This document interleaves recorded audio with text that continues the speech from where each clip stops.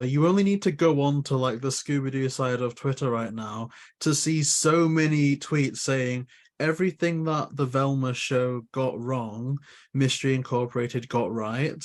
And we've spoke about the kind of passing on of the Scooby legacy. So of course, Bob Singer teaching you, and then you going on to Mystery Incorporated. Say in a hypothetical situation where you're teaching a class of future Scooby Doo creators, what would your advice be to them about creating, I guess, a Mystery Incorporated, kind of a Scooby-Doo show with more mature themes?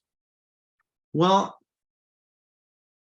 if I were teaching a class, I think I would be teaching a storyboard class. So I think it would be a more general.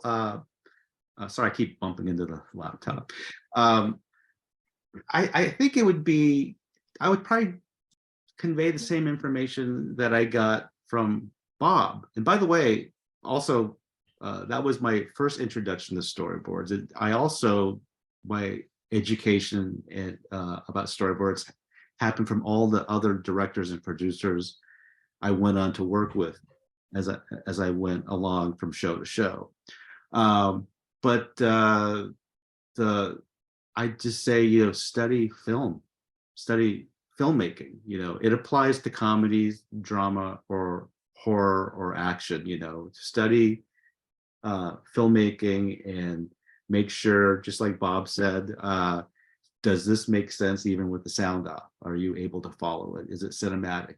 When you're choosing your angles, why are you shooting it from high looking down? Why are you shooting it from low looking up? Make sure you're not just randomly, doing these angles, but it's all part of the storytelling.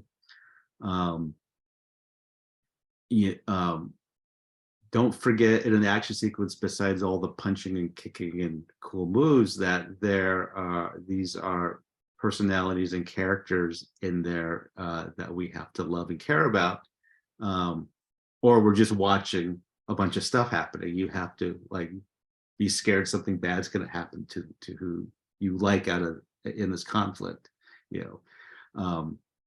So I would say study film.